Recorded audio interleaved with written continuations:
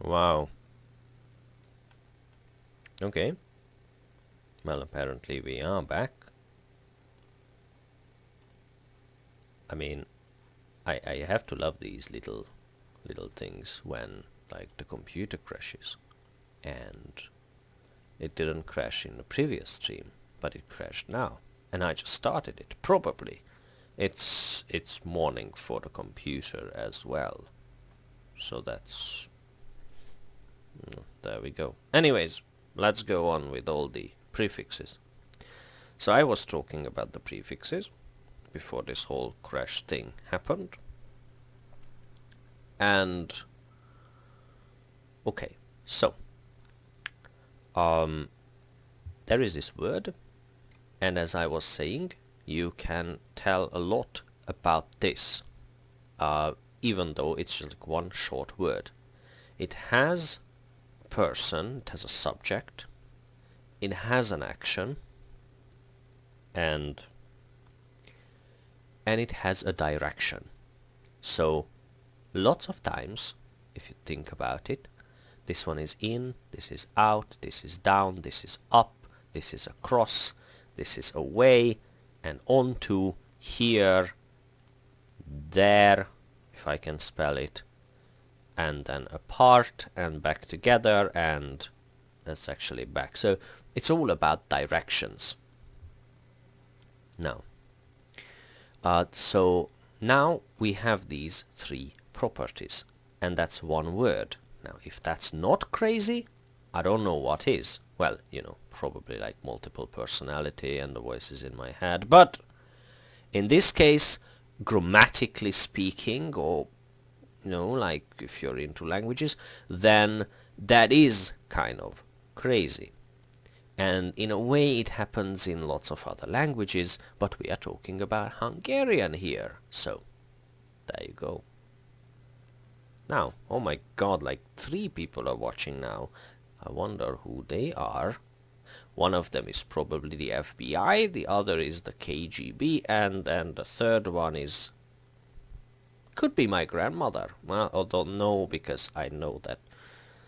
I know one of you who was watching. And then you know my grandmother. So... maybe the FBI is not watching, I mean... I don't know. Okay, look. So, let's continue. As I said before, there are 3 types or 3 situations that you can get yourself into when it comes to prefixes, and only one of them is about prefixes. And this is a full-blown prefix, nothing to talk about anymore. It's almost over-explained. Now, the other version is this. What I did here is quite simple. For some reason, only known to me at this point, I detached the prefix and put it after the verb. This is a completely legitimate move. It's, you know, when you have chess, and then I remember, because I'm not a good chess player, so I don't know the rules. That's my achievement. And then you have this thing where you... where is a nice picture? Anyway, so my point is that at some point... oh, this is nice. You can just like switch the king and this other thing, and it's a completely legitimate move for some reason. I don't know why. As I said, I'm not a chess player. But this is something similar. Now, there could be a question raised, and probably it is raised at some point, that you do this, and do you mean something different? I guess that's the most important question, because it looks the same. And the answer is, again, this is kind of like this yes and no answer, because no, if you simplify everything and you're learning Hungarian, it's fine. It's just a different version of this. They both mean the essentially the same. And I'm not wrong, even if the next thing I'm going to say is no, they don't mean the exact same thing. It's basically the this brilliant thing where the difference is so tiny that only native speakers care about it. Now, let me tell you the difference, because that's why we are here, to have fun. The difference between them is that this emphasizes this direction part. So if someone phones you right when you're trying to go into your house, and then you say something like this, I'm going into the house, and again I'm going into the house because there's no difference in English if I translate it. Then the second one is something that emphasizes that, like, hey buddy, it's nice that you called me, but I'm entering the house at the moment, so I might be a tiny bit busy, or something. It's always contextual. So if you run around and get used to Hungarian, and after a while you will find these tiny little contextual differences. But when you are writing sentences, it's very hard to, give you the whole story. This is one sentence. Everybody could go on and say that, okay, look, but like, what's the situation here? Why would I use one and why would I use the other? And then, well, obviously, I mean, I gave you one example, but if I'm trying to find an analogy or whatever in English, it would probably be the present perfect, but not the meaning. So I have to emphasize this. This is just something that's the same kind of thing. I can say that I broke my leg, and I can also say like I have broken my leg. And these sentences essentially mean the same, except that I use them in different situations. And this is not an English lesson, so but if anyone wants to ask about English for fun, sure, it could be, but this is essentially a Hungarian thing. And if I receive no questions, and I'm still encouraging everyone to ask, especially about this place, because this is a cool place, then I just keep explaining the thing, and then after a while I just like stop or whatnot, because yeah. Anyways, so the point is that I'm actually not seeing myself. But why? Strange. Anyways, a glitch in the browser window. Okay, look. Let's go on and do the actual third variation. So the third variation happens when something must go in front of the verb. And for some reason our solution is this.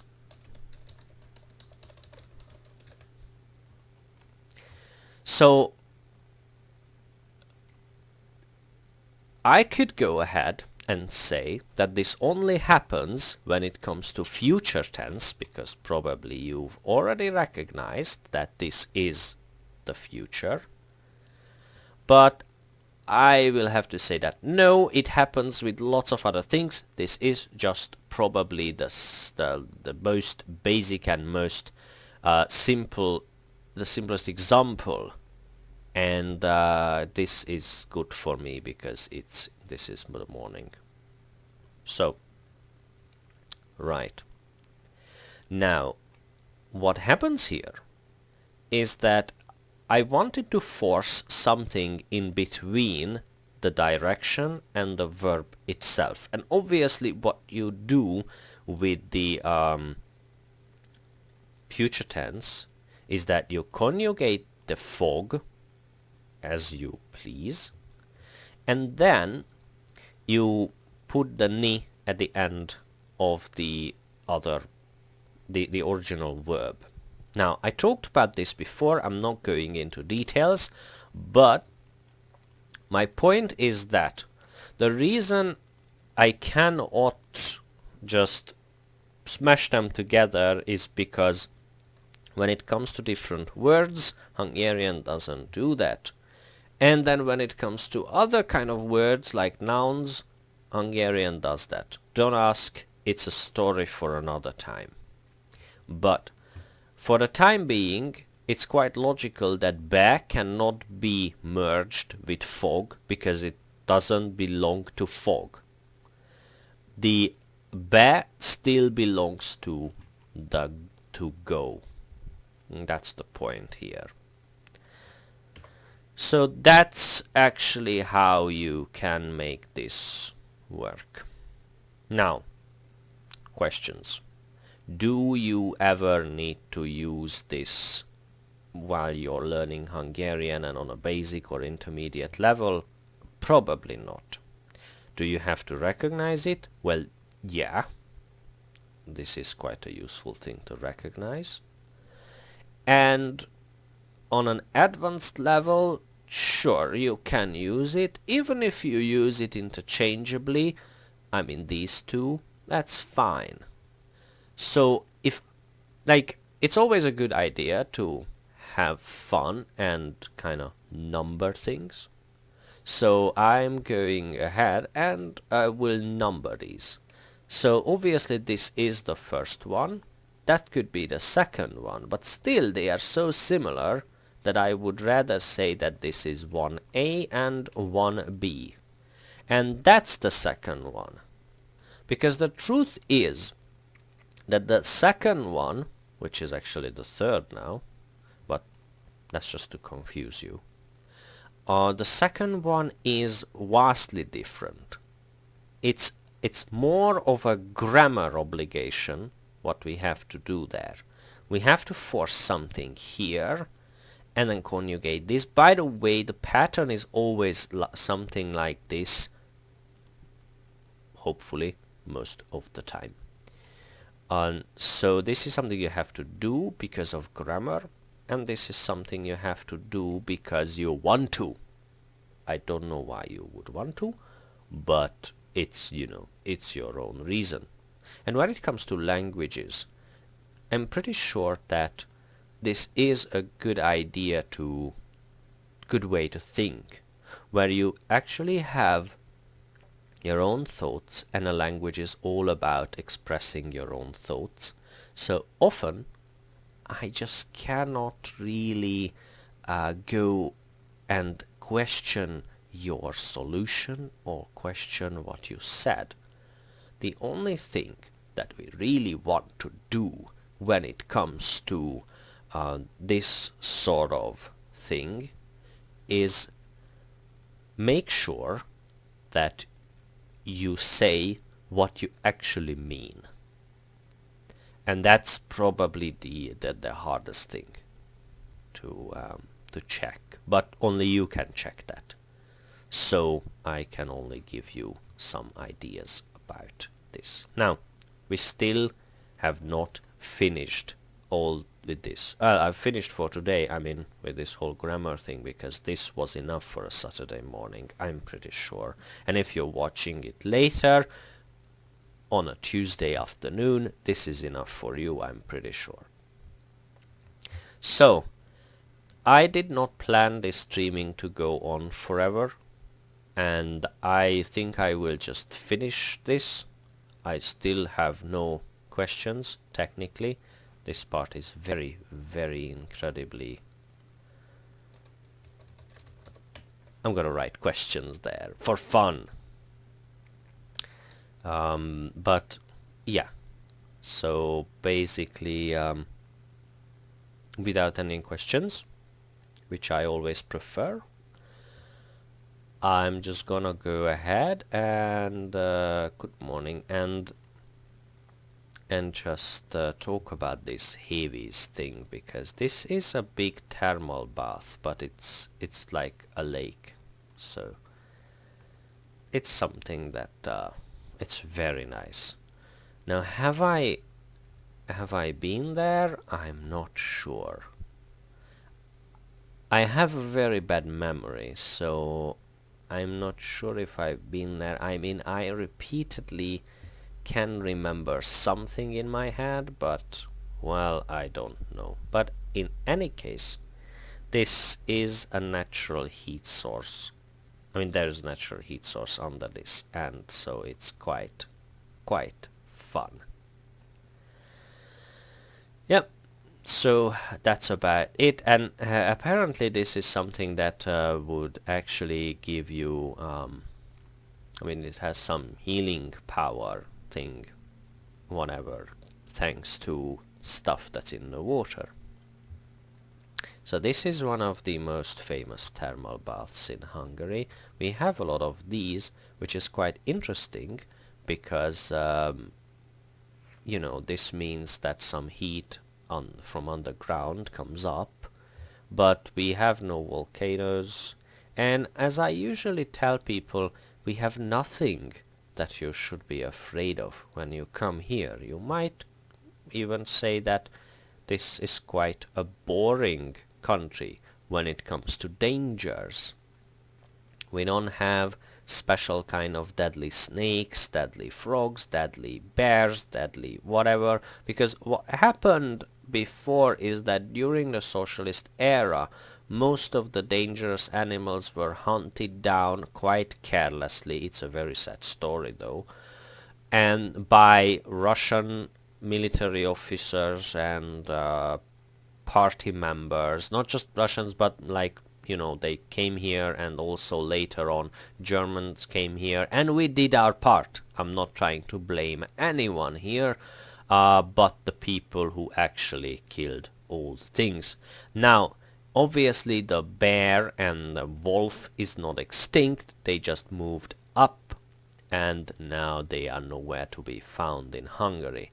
Some sightings, I mean, I hear about them, because the animals are slowly returning, but they have this fear of humans, so you will never see a wolf attacking you or a bear attacking you or anything like that. So if you wanna go hiking, you're free to go. One tip would be this: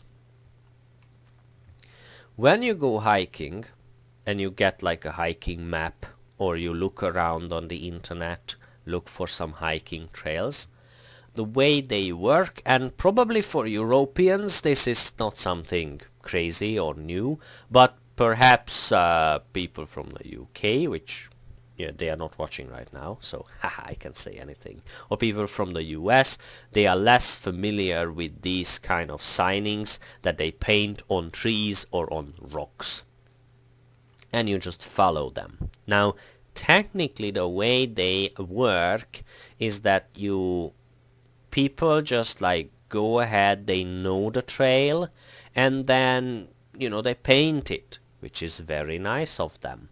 Unfortunately, sometimes they know the trail very well and don't think that they need to put a sign on that particular tree, which when the trail is unknown to you, that would be quite useful. So, you know, tiny little mistakes that can be made. But here are all the signs that you can be aware of. They are pretty self-explanatory, kind of. I don't know all of them, weirdly. I just know some that I like going there. So for instance, this one, especially the blue one, goes around Hungary. I've only been to parts of it, but this is quite, this is the thing. So now they used to have this section only, and then later on they added this one, and now they go through everywhere. So this is about what, like way more than a month to complete it, like going 30 kilometers or more every day. It's long. But anyways, this is the sign. And then basically the way it works is that the red is smaller but still challenging, the green is quite alright, and the yellow is probably the shortest or something. Now this one, the cross is for shortcuts, kind of. So if you don't want to follow the trail up to the mountain top because it goes there for some reason, then you can just like do the shortcut. This one is supposed to lead you to some sort of hotel or a wooden cabin in the woods or something, but I don't know, I rarely see this, and I've been to lots of these. The circle is probably touching one or two springs, which I love because spring water in Hungary is quite tasty. This one goes up to mountain tops. Oh, good lord. And then this is for caves. That's one for that's something for that I rarely see. It leads to some sort of ruins that are cool.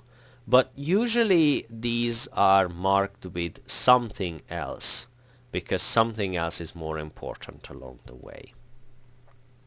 And then this one I have never ever seen, actually. This should be the circle, so you end up where you started. Okay, so there you go. And I think that's mostly it. I mean, hiking was quite popular, especially when I grew up, because it was cheap and a good way to exercise.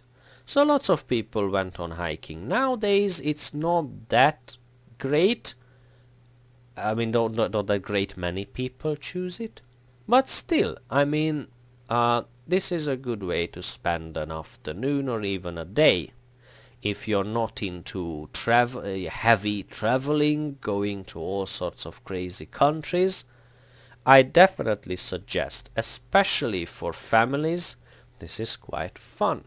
Well, it was fun more for my family when I was growing up. Not sure about other families, but it's still quite fun.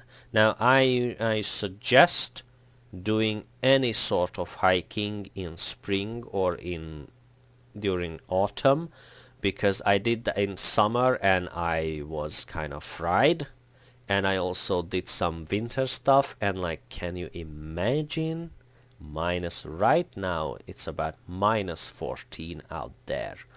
I have no intention to go out there today at all. I'm just making a little North Korea here. It's like whatever I have, food, it's gonna be okay, even though everything's open. Anyways, alright, so thank you very much for watching. It's been a pleasure as always. I'm quite surprised that someone actually showed up, which is amazing, but I know it's way too early in the morning. So for anyone who watches this later and still got through all like 30 minutes of it, I'm trying to determine right now whether I should do this other streaming in Saturday, like on Saturday, in Saturday mornings, because you know, when it comes to time zones, you know, I know that I can't satisfy everybody, but you know, I live here in time zone number 1+1, And then if I do an evening stream, obviously that's good for everyone here. If I do a morning morning stuff, it's probably good for everyone around here. The question is like anyone would want to watch me from there. Anyways, thank you again. That was just some food for thought. So have a good weekend and enjoy whatever you're going to do. Thank you and goodbye. There we go.